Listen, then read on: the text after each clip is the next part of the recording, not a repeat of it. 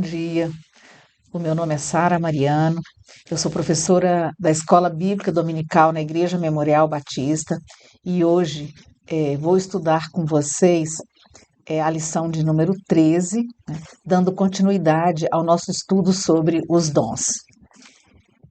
Nós utilizamos como base, para o nosso estudo a revista O Espírito Santo em Você, da editora cristã evangélica, que tem nos ajudado a organizar esse assunto de forma bíblica e prática. Além da revista, hoje no estudo do assunto que nós vamos ver, eu utilizei outros livros de diversos autores. Utilizei Batismo e Plenitude do Espírito Santo, do John Stott, Teologia Sistemática, do Wayne Grudem, O Poder do Espírito Santo, de Billy Graham, e também a Bíblia de Estudo Rota 66, do Luiz Saião, e alguns vídeos, algumas mensagens também do pastor Luiz Saião disponibilizados na internet. Utilizei os comentários também da Bíblia Pregação Expositiva do pastor Hernandes Dias Lopes e o Manual Bíblico de Halley. Na lição anterior, vimos uma introdução sobre os princípios e os objetivos dos dons espirituais com o nosso professor Tito. E entendendo, que os dons são dados por Deus para a edificação da igreja e para o bem de todos. Nesta segunda aula, nós vamos estudar a lição 13, que trata dos dons de ministério. O nosso texto básico está em Efésios 4, os versículos 7 ao 16, e o nosso texto devocional é Romanos, capítulo 12, versículos 1 e 2. E o nosso versículo-chave está em Efésios, no capítulo 4, no versículo 11, que diz assim: E ele mesmo concedeu uns para apóstolos, outros para profetas, outros para evangelistas e outros para pastores e mestres. Esse vai ser o versículo que vai servir de trilho para o nosso estudo de hoje. O alvo da nossa lição é compreender os cinco dons que estão apresentados aqui nesse texto, refletir sobre as aplicações para a igreja hoje e pensar em como cada cristão pode descobrir, desenvolver e usar o dom que recebeu para o bem da igreja e, sobretudo, para a glória de Deus. Antes de começar mesmo o nosso estudo, vamos orar, vamos pedir a Deus que nos ajude nessa empreitada de hoje. Deus bendito, muito obrigada, Pai. Obrigada pela Tua palavra, que é viva, que é eficaz, que nos ensina. Nós queremos, ó Pai, te pedir que o Senhor venha nos ensinar nesta manhã, que o Teu Espírito Santo, que é o intérprete da palavra, possa falar ao nosso espírito e possa nos ensinar aquilo que o Senhor quer nesta manhã. Em nome de Jesus é que eu te oro. Amém. Eu quero começar chamando a atenção para um aspecto sobre o nosso estudo do Espírito Santo. Nós iniciamos aprendendo sobre a pessoa do Espírito Santo, sua atuação no Antigo, no Novo Testamento. Depois que nós passamos essa fase, que eu diria uma fase mais conceitual, nós passamos para a atuação do Espírito Santo na vida de cada crente. No início da nova vida em Cristo, o cristão recebe o dom ou o batismo do Espírito Santo. Toda pessoa que se converte recebe o Espírito Santo, ou seja, o Espírito Santo passa a habitar na pessoa que se arrependeu dos pecados e aceitou Jesus Cristo como Senhor e Salvador da sua vida. Depois disso, o crente deve buscar de maneira contínua e cada vez mais, de forma crescente, a plenitude do Espírito Santo. Isso vai resultar em quê? Vai resultar na manifestação e no amadurecimento do fruto do Espírito com todos os seus atributos na vida da pessoa, em sua vida.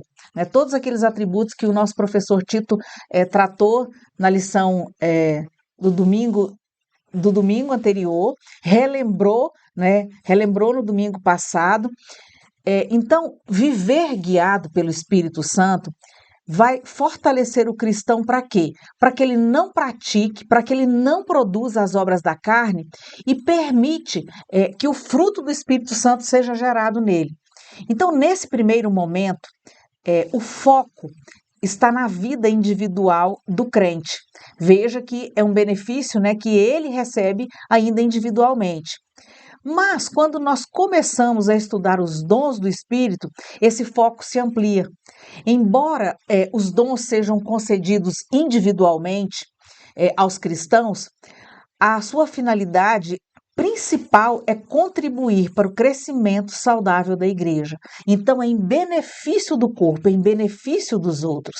Então, os dons, eles não são dados apenas para benefício pessoal, mas para a edificação do corpo de Cristo. E eu acredito que é o que Paulo quer ensinar para a gente em Romanos 12, 1 e 2. Veja, que é o nosso texto devocional. Abra sua Bíblia em Romanos 12, no capítulo 12, nós vamos ler os versículos, os 2 primeiros versículos. E diz assim, eu estou lendo na NAA, na Nova Almeida Atualizada. Portanto, irmãos, pelas misericórdias de Deus, peço que ofereçam o seu corpo como sacrifício vivo, santo e agradável a Deus. Este é o culto racional de vocês. E não vivam conforme os padrões deste mundo, mas deixem que Deus os transforme pela renovação da mente, para que possam experimentar qual seja a boa, agradável e perfeita vontade de Deus. Ele vai começar o assunto dos dons a partir do versículo 3, né? Logo depois desses 2 versículos que nós lemos. Mas antes de começar a ensinar sobre os dons, Paulo vai nos dar essas orientações que estão aqui nesses 2 versículos, para que a gente possa compreender, né, e exercer corretamente os dons espirituais. Então vejamos o que Paulo nos ensina aqui. A primeira coisa que ele nos ensina é que há uma atitude, né, necessária da nossa parte. E a primeira atitude é entregar a vida inteira a Deus com sinceridade. Ele vai dizer, portanto, irmãos, pelas misericórdias de Deus, peço que ofereçam seu corpo como sacrifício vivo, santo e agradável a Deus. Este é o culto racional. Então, entregar, né, a nossa vida inteira a Deus com sinceridade não significa apenas ir à igreja e participar dos cultos, embora isso também seja importante. Significa entregar a Deus nossos pensamentos, nossas escolhas, hábitos, entregar a Deus o nosso trabalho, a nossa família, nossos relacionamentos, entregar a Deus o nosso dinheiro, né, o nosso tempo e tudo o que nós somos e o que nós temos. Toda a nossa vida deve ser separada para Deus com o desejo de agradar a Deus em tudo. Isso envolve principalmente abandonar o pecado e viver em obediência. No versículo 2, Paulo apresenta outras 2 atitudes importantes que nós devemos ter. E não vivam conforme os padrões deste mundo. É a primeira atitude, é romper com os padrões deste mundo. Isso significa não adotar os valores, as prioridades, as referências, né, de uma sociedade afastada de Deus. Romper com as referências sociais, recusar valorizar as coisas que o mundo valoriza, por mais que às vezes, né, nós pensemos assim, não é algo simples, isso não faz diferença. Nós devemos recusar, né, adotar essas referências, esses valores, a tal ponto que as pessoas possam perceber que nós somos diferentes, perceber que nós valorizamos coisas diferentes. O cristão deve viver de tal forma que sua vida revele uma diferença real, mostrando que valoriza aquilo que agrada ao Senhor. Você deve estar pensando assim, mas isso é muito difícil, né? Romper com aquilo que o mundo valoriza, com as referências do mundo, é uma coisa muito difícil. E quem pensa assim está correto. Isso só é possível se o crente buscar e viver assim intencionalmente. Nós precisamos tomar a decisão de vivermos assim e buscarmos viver na dependência completa do Espírito Santo. Nós precisamos da intenção, né, e do Espírito Santo para vivermos em dissonância, em contrariedade, né, com os padrões do mundo. A segunda atitude que está aqui no versículo 2 é permitir que Deus transforme a nossa mente. E essa renovação, a renovação da mente, ela acontece por meio da palavra de Deus. Acontece quando nós ouvimos, quando nós lemos, quando nós meditamos na palavra, quando nós memorizamos a palavra e quando nós estudamos, né? Quando nós paramos e nos dedicamos ao estudo das Escrituras. É isso que vai renovar a nossa mente. E também acontece por meio da oração e da comunhão com Deus. Palavra e oração. E o resultado dessas três atitudes, Paulo vai escrever no final do versículo 2, para que possam experimentar qual é a boa, agradável e perfeita vontade de Deus. Então, muitas vezes, muitos de nós invertemos a ordem. Começamos perguntando e procurando qual é a vontade de Deus, né, para a nossa vida. No entanto, Paulo nos mostra aqui nesses 2 versículos que experimentar essa vontade é consequência de uma vida entregue ao Senhor completamente, separada dos padrões do mundo e transformada pela renovação da mente. Somente depois dessa orientação é que Paulo vai começar a falar e a ensinar sobre os dons. Isso nos ensina que os dons espirituais não devem ser buscados de maneira isolada, como se fossem apenas habilidades pessoais ou posições ocupadas dentro da igreja. Os dons devem ser compreendidos dentro de uma vida consagrada a Deus. Quando nós experimentamos a vontade de Deus, entendemos que a igreja é um corpo, entendemos que nós fazemos parte desse corpo e, como membro do corpo, cada crente tem uma função a cumprir. Por isso, cada um deve procurar compreender o dom que recebeu e exercê-lo com fidelidade, humildade e com amor, contribuindo para o crescimento da igreja e, sobretudo, para a glória de Deus. Então, lembremos-nos desse ensinamento de Paulo ao prosseguirmos, né, no estudo e na busca pelos dons. Na lição passada, nós vimos que os dons são capacitações múltiplas e variadas para o serviço e que todo cristão, sem exceção, recebeu pela vontade soberana de Deus pelo menos um dom. Aprendemos também que quando nós usamos nossos dons em favor de outros, nós servimos como bons dispenseiros da multiforme graça de Deus, é o que diz a carta, né, a primeira carta de Pedro, no capítulo 4, no versículo 10, e assim, né, quando nós somos bons dispenseiros da multiforme graça de Deus, assim, em todas as coisas, Deus é glorificado por meio de Jesus Cristo, a quem pertence a glória e o domínio pelos séculos dos séculos, né? Amém. É o texto lá de 1 Pedro 4, versículos 10 e 11. Então, veja, nós somos diferentes, nós recebemos dons diferentes, às vezes até recebemos os mesmos dons, né? Porque os dons não são infinitos, nós recebemos os mesmos dons, mas a forma de exercer é diferente. Então, nós somos diferentes, recebemos dons diferentes, no entanto, nós permanecemos unidos pelo mesmo Espírito e contribuímos, cada um com seu dom ou dons, para o crescimento da igreja. Por isso, precisamos estudar os dons espirituais com o propósito de compreender melhor quais dons recebemos e como podemos exercê-los da melhor forma possível. O autor da revista, ele afirma que Deus nos criou em Jesus Cristo com certas capacidades, né? Está se referindo aos dons. E que quando elas são exercidas, essas capacidades, quando elas são exercidas corretamente, isso traz alegria para Deus, traz alegria para os outros, né, para o próximo, e traz alegria para nós mesmos.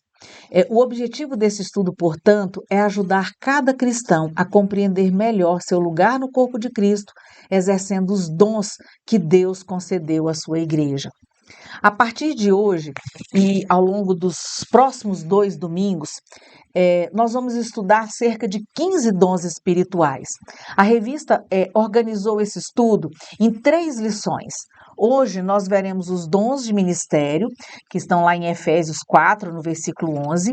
No próximo domingo, estudaremos os dons de serviço e no terceiro domingo, os dons de sinais. Para começarmos aqui sobre os dons, vamos observar que nós temos 4 listas de dons espirituais no Novo Testamento. Romanos 12, 1 Coríntios também 12. Em 1 Coríntios nós temos repetido, né, do 8, do versículo 8 ao 10 e no versículo 28, que ele vai falar das pessoas, né, que exercem os dons. Efésios 4, especificamente no versículo 11. E em 1 Pedro 4, de 10 a 11. Nesta lição, né, na lição de hoje, nós estudaremos os dons de ministério com base no texto de Efésios 4, dos versículos 7 a 12. Então, vamos começar lendo esse texto, Efésios, capítulo 4, a partir do versículo 7 nós vamos ler. O foco, né, nosso é no versículo 11, mas nós vamos ler todo o texto. E o texto diz assim: E a graça foi concedida a cada um de nós, segundo a medida do dom de Cristo. Por isso diz: Quando ele subiu às alturas, levou cativo o cativeiro e concedeu dons aos homens. Ora, o que quer dizer ele subiu, senão também que havia descido até as regiões inferiores da terra? Aquele que desceu é também o mesmo que subiu acima de todos os céus para encher todas as coisas.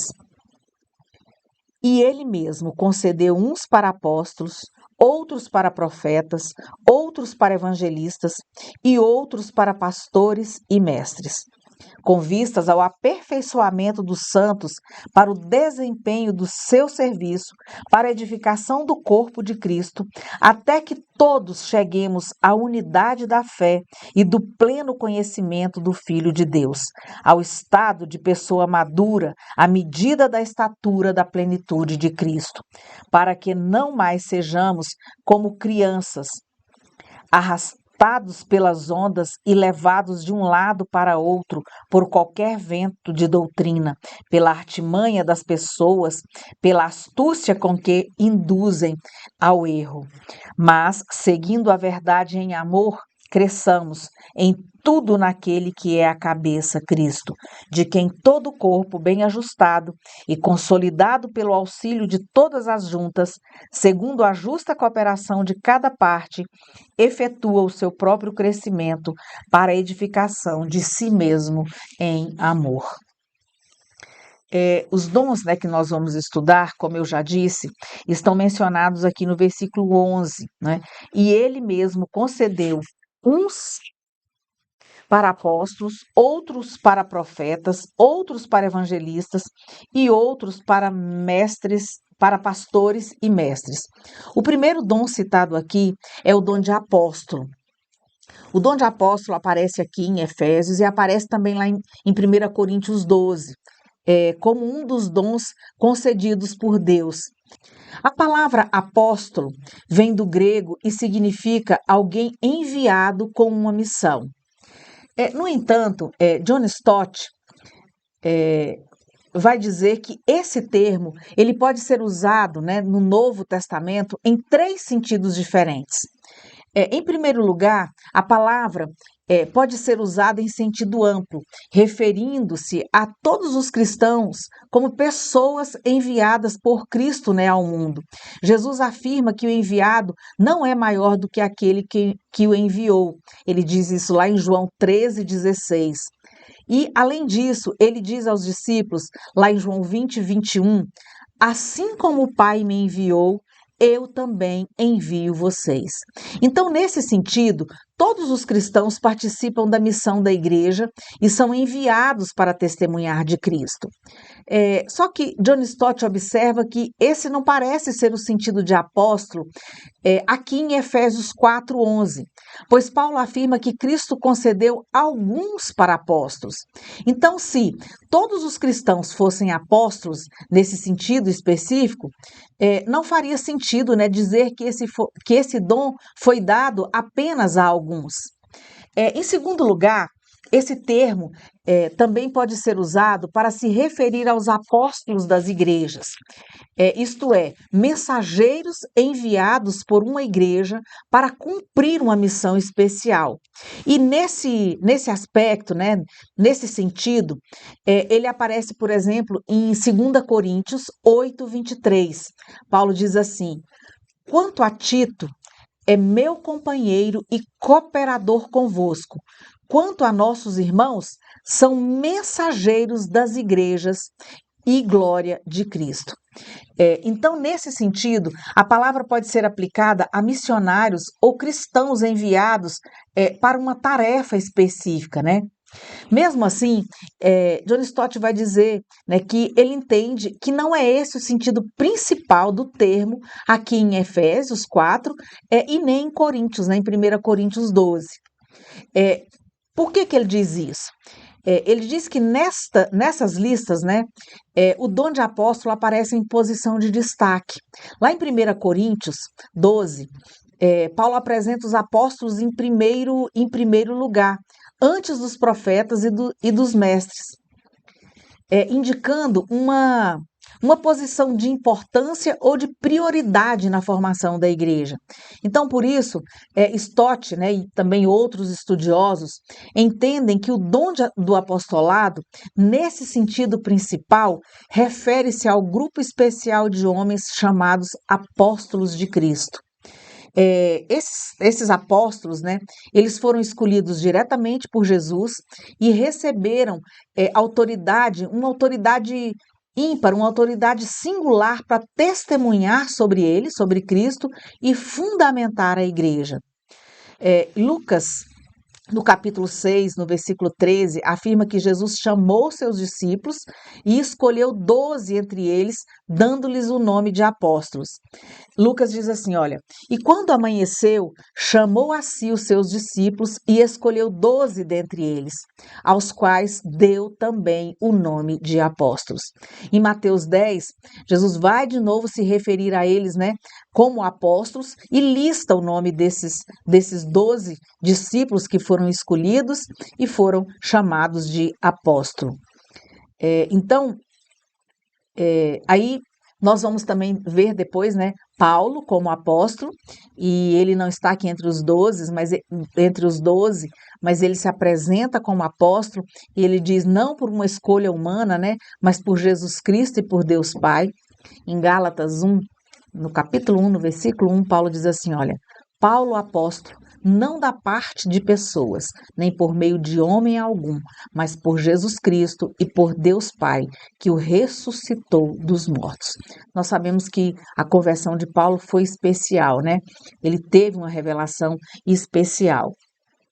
Continuando, o pastor Luiz Saião concorda que é nesse sentido que o termo apóstolo deve ser entendido. E Saião nos remete ao ambiente judaico lá do Novo Testamento e mostra que Jesus aparece como um rabi, como um mestre que orientava seus discípulos na fé, na espiritualidade e na vida. Então, os discípulos eram aqueles que aprendiam com o mestre, né? Eram aprendizes. Os apóstolos, por sua vez, eram aqueles que, além de aprenderem, eram enviados oficialmente para representar seu mestre e transmitir sua mensagem. Saião explica que a palavra apóstolos, né, do grego, vem do verbo apostelo, que significa enviar ou mandar. O termo ele carrega a ideia de alguém enviado oficialmente por uma autoridade.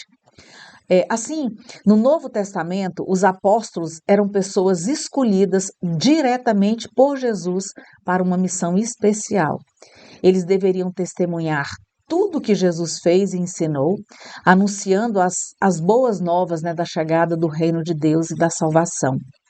Então, o apóstolo, ele possuía autoridade porque havia convivido com Jesus, tinha testemunhado o ministério de Jesus aqui na terra e, principalmente, tinha visto a ressurreição de Jesus. Essa ideia, ela aparece claramente lá em Atos 1, nos versículos 21 e 22, quando os discípulos estão escolhendo um substituto para Judas Iscariotes, né, que foi o traidor,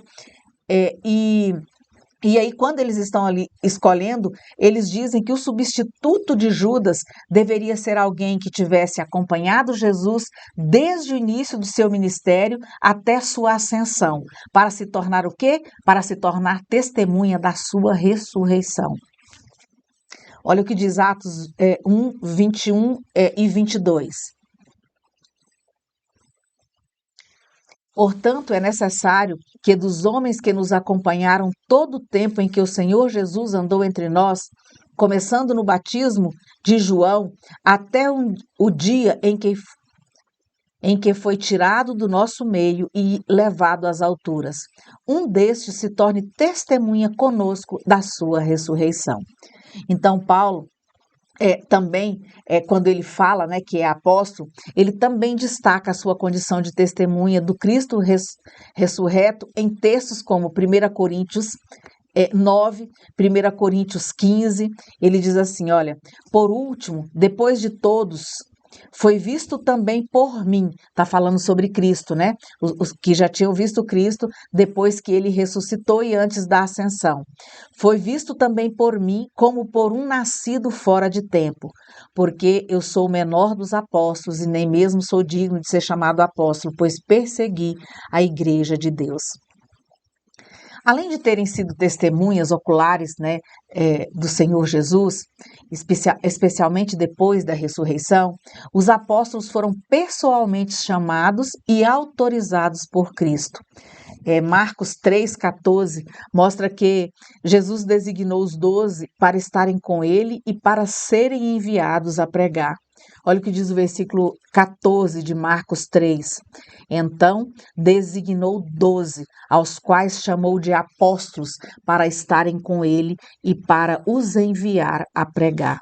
Então, eles também foram capacitados, né, de modo especial pelo Espírito Santo para o ministério de ensino, conforme está em João 14, nos versículos 25 e 26, que dizem assim: Tenho dito isso enquanto ainda estou com vocês, mas o Consolador, o Espírito Santo, que o Pai enviará em meu nome, esse ensinará a vocês todas as coisas e fará com que se lembrem de tudo o que eu lhes disse.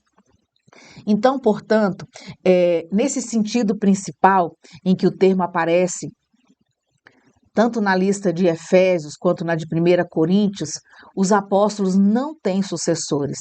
Esse grupo pertence ao fundamento inicial da igreja, pois foi escolhido diretamente por Cristo, testemunhou sua ressurreição e recebeu autoridade para ensinar e estabelecer a fé cristã. Então, por essa razão, no sentido bíblico estrito do Novo Testamento, não existem apóstolos hoje. Ninguém possui atualmente a mesma posição, né, a mesma autoridade e experiência dos apóstolos de Cristo. Mas, ainda assim, é possível falar de apóstolos em um sentido secundário. Billy Graham, citando um outro autor, sugere que um missionário atual pode exercer esse dom nesse sentido mais amplo, especialmente quando atua como plantador de igrejas.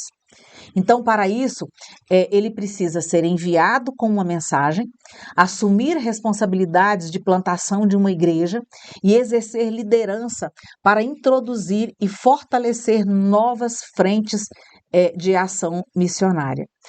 Então, assim, é importante, né, distinguir os significados, os sentidos, né, do termo apóstolo. No sentido principal, os apóstolos foram um grupo único, escolhido diretamente por Cristo, testemunha de sua ressurreição e fundamento da igreja. Nesse sentido, não há apóstolos hoje. No sentido secundário, Porém, pode-se reconhecer um ministério apostólico missionário, ligado ao envio, à proclamação do evangelho e à plantação de igrejas. O segundo dom, na lista de Efésios 4, no versículo 11, é o dom de profeta. O dom de profeta aparece nas listas de Efésios, na de 1 Coríntios 12 e também na de Romanos 12. Quando falamos sobre profetas, a primeira referência que nos vem à mente, pelo menos a mim, são os profetas do Antigo Testamento. Esses profetas, né, eram pessoas chamadas por Deus para transmitir sua mensagem ao povo. Muitas vezes eles anunciavam juízo, chamavam Israel ao arrependimento, denunciavam, né, a injustiça e lembravam o povo de suas responsabilidades, de suas obrigações contidas na aliança que Deus havia feito com eles. Lembrando que da obediência adviriam bênçãos e da desobediência adviriam, né, maldições. Esses profetas bíblicos, né, eles tinham consciência de que eles falavam em nome do Senhor, em nome de Deus. E por isso é que frequentemente eles começavam suas mensagens, né, com expressões como: assim diz o Senhor, veio a minha palavra do Senhor. Isso mostra que, no sentido mais forte do termo, o profeta era um instrumento da revelação divina. Ele recebia a palavra de Deus e a transmitia ao povo. No Novo Testamento, os profetas aparecem logo depois dos apóstolos na lista de dons. Em Efésios 2, 20, também em Efésios 3, 5, apóstolos e profetas são apresentados como parte do fundamento sobre o qual a igreja foi edificada, né? Sobre o fundamento em que a igreja foi edificada. Efésios 2, 20 diz assim: edificados sobre o fundamento dos apóstolos e profetas, sendo ele mesmo, Cristo Jesus, a pedra angular. Essa imagem do fundamento, ela é muito importante. Por quê? Acho que é Stott que diz isso. Ele diz: assim como o alicerce de uma construção é colocado uma única vez, também o fundamento apostólico e profético da igreja não precisa ser lançado novamente, né? Depois que a fundação de uma construção é lançada, é construída sobre ela, não há que se falar mais em novo fundamento, né? Em fazer um novo fundamento. Então, nesse sentido de receber revelação direta, nova e normativa da parte de Deus, não há mais profetas hoje com a mesma autoridade, né, dos profetas bíblicos.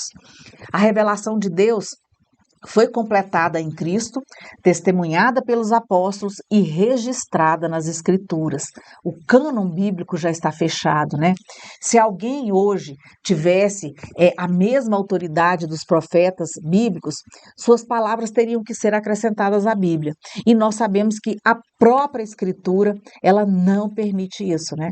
Nós temos o texto de Deuteronômio, que diz assim, olha, Deuteronômio 4, versículo 2, diz: não acrescentem nada à palavra que eu lhes ordeno, nem diminuam nada dela, para que vocês guardem os mandamentos do Senhor, o Deus de vocês, que eu lhes ordeno. Apocalipse 22, 18 diz: eu, a todo aquele que ouve as palavras da profecia deste livro, testifico. Se alguém lhes fizer qualquer acréscimo, Deus lhe acrescentará os flagelos escritos neste livro. John Stott, ele afirma que, nesse sentido essencial, né, o profeta era um instrumento da revelação divina. Ele recebia a palavra do Senhor e transmitia ao povo a própria mensagem de Deus. Então, né, como eu disse, o cano das Escrituras já foi encerrado, não devemos esperar profetas hoje com a mesma função e autoridade dos profetas bíblicos.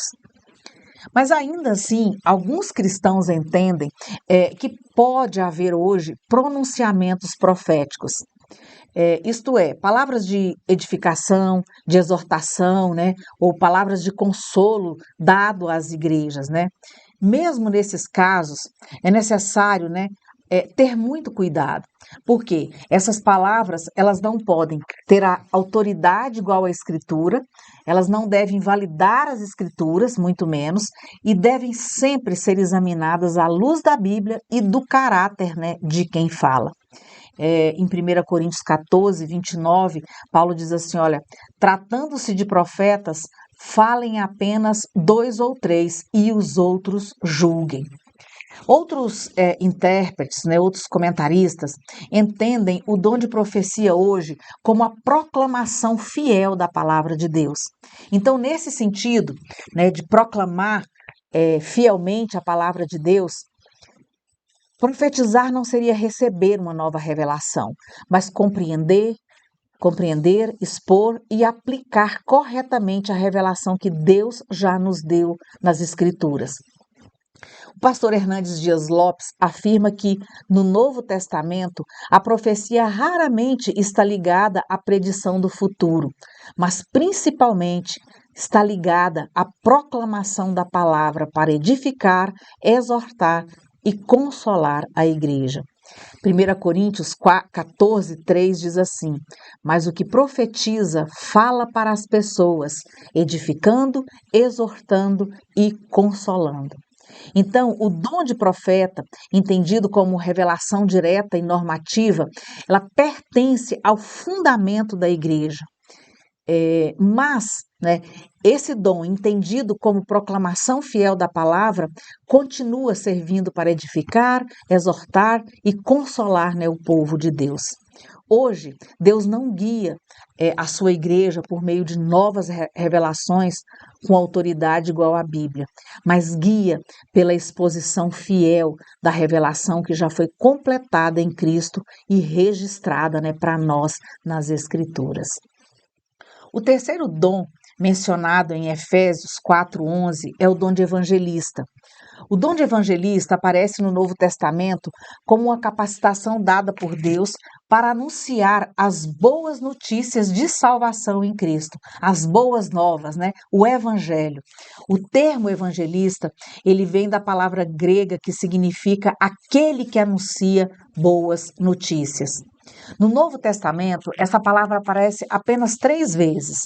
Aparece em Atos, Lucas chama Filipe ali de evangelista. Atos 21, versículo 8 diz: no dia seguinte, partimos e fomos para Cesareia, e entrando na casa de Filipe, o evangelista, que era um dos 7, ficamos com ele. Então, Filipe, o evangelista, Paulo vai orientar Timóteo a fazer o trabalho de um evangelista. 2 Timóteo 4:5 diz assim, Paulo, né, escrevendo para Timóteo: mas você seja sóbrio em todas as coisas, suporte as aflições, faça o trabalho de um evangelista, cumpra plenamente o seu ministério. Então, o dom de evangelizar, ele pode ser entendido como uma capacidade especial para comunicar o evangelho com clareza, com convicção, né, e com sensibilidade. A gente vê que aquelas pessoas que têm o dom de evangelista têm uma facilidade, né, para comunicar, para abordar, para falar com as pessoas. A mensagem, né, central do evangelista gira em torno da morte, do sepultamento, da ressurreição de Cristo, da esperança da segunda vinda de Cristo e da necessidade, né, que temos de arrependimento e fé. Se nós tomarmos Paulo, o apóstolo Paulo, né, como exemplo, a gente pode perceber algumas características do dom de evangelista. A primeira é compaixão especial pelos pecadores perdidos. Parece que o evangelista, né, tem essa sensibilidade, essa compaixão que o leva a falar, né, a tempo e fora de tempo.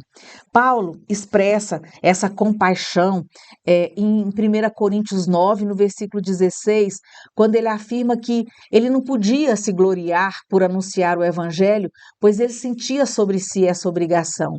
Para Paulo, pregar o evangelho não era apenas uma atividade, mas era uma necessidade espiritual. Outra característica do evangelista é a facilidade e a espontaneidade na abordagem das pessoas, né? Em Atos 17, de 22 a 31, nós vemos Paulo dialogando com os atenienses de modo sensível ao contexto em que eles estavam, né? Ele anuncia a mensagem, mas ele não apenas anuncia a mensagem, ele procura, ele cria uma ponte com seus ouvintes, né? E ele conduz a conversa até a verdade sobre Deus, sobre arrependimento e sobre juízo. Então, tem uma facilidade, né? Paulo ele acha um ponto de contato onde ele insere, né, a palavra, as verdades sobre Deus que ele queria comunicar. No livro Igreja Multiplicadora, 5 Princípios para Crescimento, da Junta de Missões, o organizador, ele lembra que no início da igreja, em Atos, e também no começo do trabalho batista no Brasil, a figura do evangelista foi muito valorizada. E como resultado dessa valorização, isso contribuiu para o avanço da plantação de igrejas. Mas ele diz que com o tempo surgiu, né, a ideia que para plantar uma igreja seria necessário haver um pastor ordenado, né, com formação teológica, remunerado, com dedicação integral. E aí, com essa compreensão, isso acabou, né, atrasando o avanço missionário. Então, por isso, é importante resgatar a figura do evangelista como alguém chamado e capacitado por Deus para anunciar o evangelho e contribuir, né, para a expansão do reino de Deus, para contribuir para a expansão da igreja. Nós podemos afirmar, então, que algumas pessoas recebem um dom específico de evangelismo. Nós vemos o dom citado aqui, né, na lista de Efésios. Mas nós precisamos fazer uma observação. Embora nós tenhamos o dom de evangelismo, né, algumas pessoas recebem esse dom específico, isso não significa que a responsabilidade de evangelizar pertença apenas a essas pessoas. Todo cristão é chamado a testemunhar de Cristo e das suas boas novas, né? De Cristo e do Evangelho. Nós recebemos o poder do Espírito Santo para sermos testemunhas do Evangelho. É o que está lá em Atos 1:8. E também somos comissionados por Jesus para essa missão, né? Para levar o Evangelho. Isso está lá em Mateus em Mateus 28, né, nos versículos 18, 19 e 20, que é o texto conhecido como a Grande Comissão, todos nós recebemos a ordem de ir, né, e anunciar o Evangelho. Ide e anunciar o Evangelho a toda criatura. Assim, o evangelista é alguém especialmente capacitado para anunciar Cristo, despertar a igreja para a missão e alcançar pessoas, né, com a mensagem da salvação. Ao mesmo tempo, seu ministério lembra para nós, para toda a igreja, que evangelizar é uma responsabilidade de todo discípulo de Jesus. Caminhando aqui, nós vamos ver que no texto de Efésios 4, no versículo 11, o dom de pastor é apresentado como o quarto dom. O dom de pastor, ele aparece no Novo Testamento como uma capacitação concedida por Deus para o cuidado especial do seu povo. É importante lembrar que no Novo Testamento, a ideia de pastor não deve ser confundida com a de sacerdote. O pastor não é um mediador entre as pessoas e Deus, né? Entre Deus e as pessoas, nem é um caminho para se chegar a Deus. Sua função é cuidar, orientar e preparar os salvos para servirem ao Senhor de modo fiel e adequado. Então, nesse sentido, o pastor pode ser comparado a alguém que prepara e conduz uma equipe, né?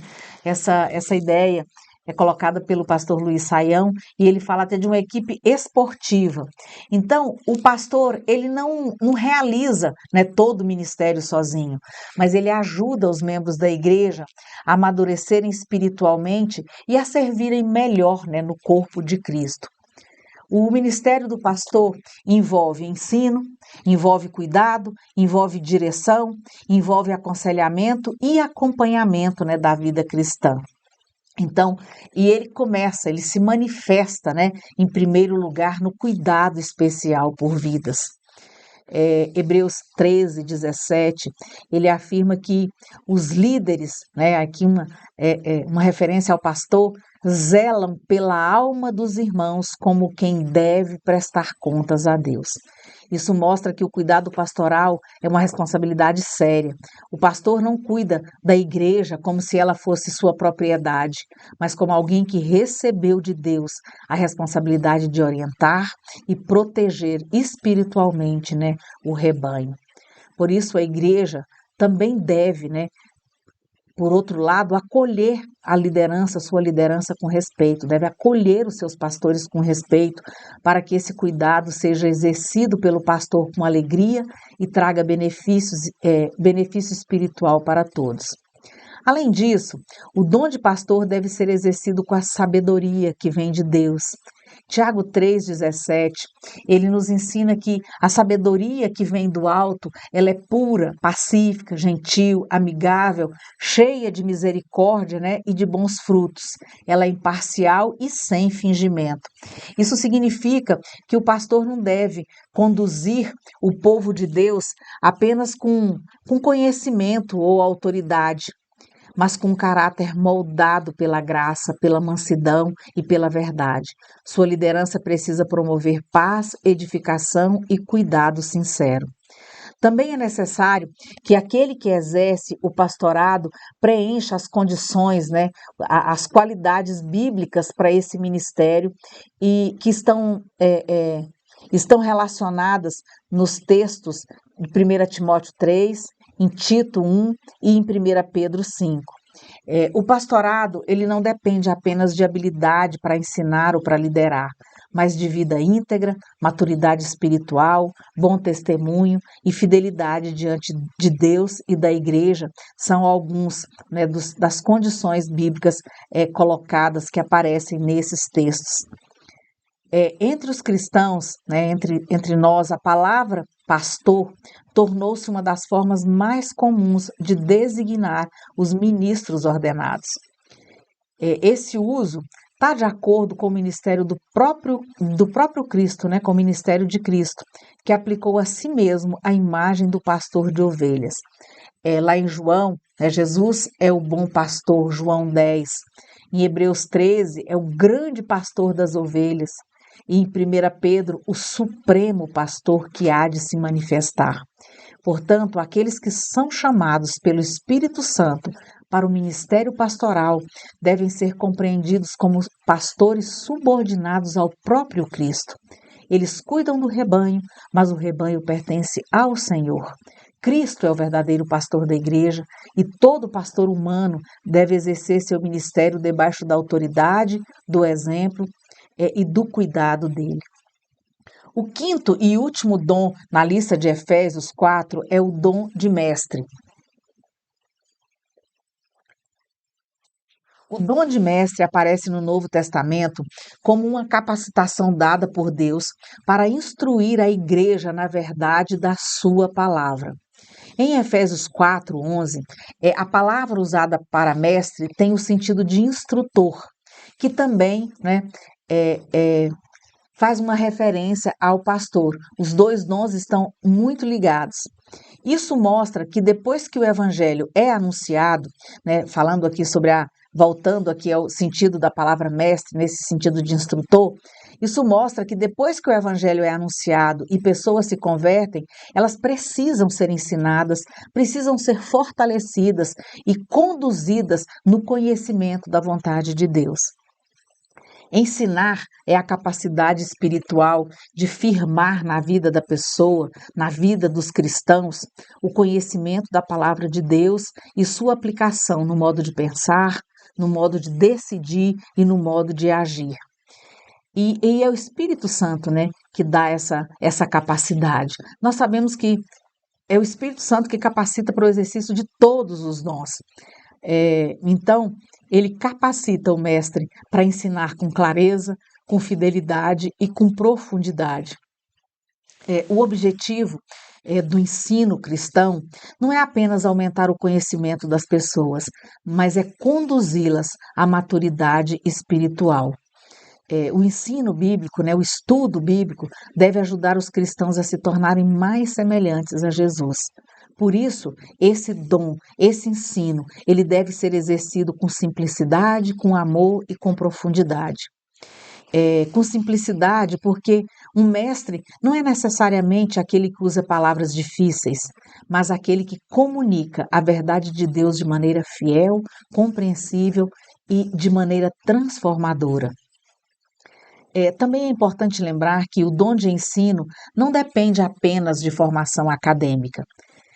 Há pessoas, né, com pouca instrução formal que ensinam a palavra de Deus com uma clareza, né, resultando, né, em fruto espiritual. Por outro lado, há pessoas muito preparadas academicamente que, mesmo possuindo grande conhecimento, têm muita dificuldade para comunicar aquilo, né, que a pessoa sabe. Às vezes a pessoa diz, olha, a gente, a respeito de algumas pessoas, a gente diz, ela sabe muito, mas ela não sabe passar, né? Ela não sabe transmitir o conhecimento. Então, prova que o dom de mestre, né, que as pessoas que têm são capacitados pelo Espírito Santo para ter essa facilidade de comunicar o ensino. O ensino de mestre não se resume ao acúmulo de informações, mas envolve uma capacidade espiritual para transmitir a verdade de Deus de forma clara e proveitosa. Esse dom ele pode ser usado em diferentes contextos, em seminários teológicos, em institutos bíblicos, né, nas classes de escola dominical, pequenos grupos, estudos bíblicos em casa ou até em conversas pessoais, né? O mais importante é que aquele que recebeu esse dom ele o use com fidelidade no lugar e no momento em que Deus orientar. Então, se você tem essa facilidade em não estar ensinando, procure exercitar esse dom. Em 2 Timóteo 2,2, Paulo ensina, ele orienta Timóteo a transmitir o que havia aprendido a homens fiéis. Vamos ler esse versículo? 2 Timóteo capítulo 2, versículo 2, ele diz assim: e o que você ouviu de mim na presença de muitas testemunhas, isso mesmo transmita a homens fiéis, idôneos para instruir a outros. Esse princípio mostra como o ensino bíblico ele pode se multiplicar, né? Paulo ensinou a Timóteo, Timóteo deveria ensinar a pessoas fiéis que também fossem transmitir esse ensino com fidelidade, eles, por sua vez, transmitiriam a outros. Assim, né, o processo de formação de discípulos continuaria e continua, né, se isso for feito, de geração em geração. Se esse princípio fosse obedecido com fidelidade, o evangelho se espalharia de forma profunda e constante. E a igreja iria crescer em maturidade e também em número, né? Como consequência, também cresceria em número. Billy Graham, ele destacou algo nesse sentido, e ele diz que ele afirmou que a evangelização em massa, embora seja importante, não substitui o ministério pessoal de discipulado. Ele diz que a grande comissão, ela se cumpre não na evangelização em massa, ela se cumpre de modo mais completo quando cada cristão ensina, acompanha e ajuda outros a crescerem na fé. E olha que Billy Graham era um desses homens, né, que pregava, que fazia cruzadas estudantis, cruzadas evangélicas, e as pessoas se convertiam, mas ele entendia que isso devia continuar, que o processo de discipulado devia continuar. O ensino 1 a 1 é um ensino importante. Então, portanto, o dom de mestre é essencial, né, para a saúde e para o crescimento da igreja. Por meio dele, Deus firma seu povo na verdade, fortalece a fé dos cristãos e prepara novos discípulos para também ensinarem outros. O mestre serve a igreja quando ensina a palavra com fidelidade, com clareza, com humildade e com amor, buscando sempre formar pessoas mais parecidas com Cristo. E, concluindo, né, em síntese, ao estudarmos os dons de ministério, nós vimos que Cristo concedeu à sua igreja apóstolos, profetas, evangelistas, pastores e mestres. Cada um desses dons tem importância na edificação do corpo de Cristo e no preparo dos santos para o serviço cristão, que é o que o versículo, né, lá, o texto de Efésios continua afirmando. Os apóstolos foram escolhidos diretamente por Cristo, foram testemunhas de sua ressurreição e receberam autoridade especial para ensinar e estabelecer a fé cristã. Os profetas, por sua vez, transmitiam, né, a revelação de Deus ao seu povo. Nesse sentido, não há hoje apóstolos e profetas com a mesma autoridade bíblica, pois a revelação de Deus foi completada em Cristo e registrada nas Escrituras. No entanto, né, a igreja continua sendo chamada a anunciar, a cuidar e ensinar.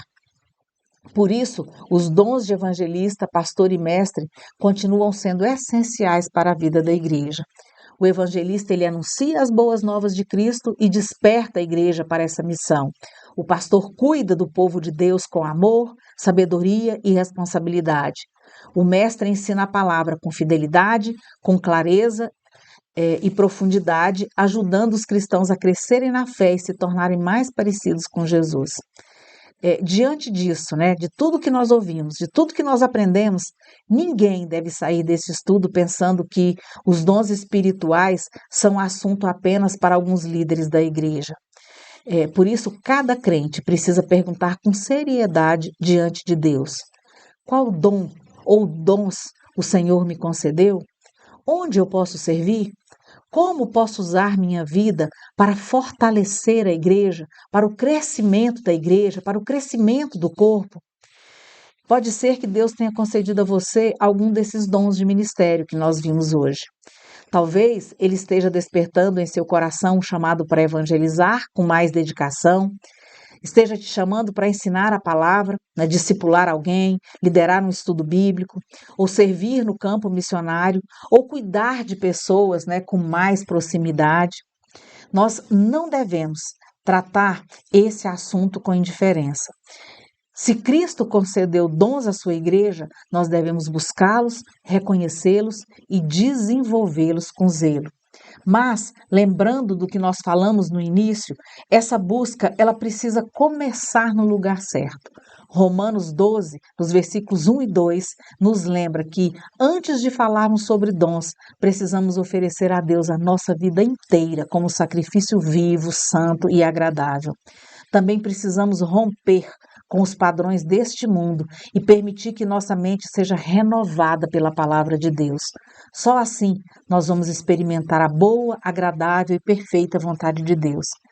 Então, buscar os dons não é buscar posição, não é buscar destaque, não é buscar reconhecimento. Ainda que às vezes um dom seja mais visível que o outro, ele não torna a pessoa mais importante, né? Nós podemos até entender que alguns dons são mais essenciais que outros, mas isso não torna a pessoa mais importante. Isso não é para reconhecimento, não é para destaque, né? É colocar toda a vida diante de Deus e dizer: Senhor, usa-me como quiseres, né? Usa-me para a edificação da tua igreja e principalmente, sobretudo, para a tua glória. Além disso, mesmo que você não tenha recebido um desses dons, né, específicos que nós vimos hoje, ainda assim, né, a gente tem responsabilidade diante desses dons. A igreja ela deve orar por seus líderes, pastores, missionários, mestres e evangelistas. O próprio apóstolo Paulo pediu: orem por mim, né, lá em Efésios 6:19. Também devemos encorajar aqueles que servem, né, aqueles que já são líderes, demonstrando interesse pelo que Deus está fazendo por meio deles. Portanto, estudar os dons de ministério não é apenas conhecer funções dentro da igreja, é reconhecer que Cristo continua cuidando do seu povo, preparando seus servos e edificando sua igreja por meio dos dons que ele mesmo concedeu. Então, que cada um de nós busque a Deus com sinceridade, entregue sua vida, né, por completo, renove, né, que nós renovemos a nossa mente pela palavra e que cada um se disponha a servir com os dons que recebeu. E que Deus nisto nos ajude. Vamos orar? Deus, obrigada. Mais uma vez, obrigada pela tua palavra que nos ensina. Pai, nós queremos aprender e queremos aprender, Pai, principalmente com o objetivo de obedecermos. Pai, fala, mostra-nos qual é o dom que o Senhor nos deu e nos ensina, Pai, a desenvolver esse dom para que o nosso serviço, Senhor, utilizando, Pai, a capacidade, os talentos, ó Pai, que o Senhor nos deu, os dons que são, Pai, potencializados pelo Espírito Santo, que nós possamos, Pai, contribuir para o crescimento, Senhor, da tua igreja, o crescimento do corpo. Pai, não deixe que nós vivamos, Senhor, uma vida sem utilidade dentro do corpo, Pai. Não deixa, Senhor, que nós vivamos sem exercer o nosso dom. Nos ajuda nisso, ó Pai. É em nome de Jesus que eu te peço e te oro. Amém.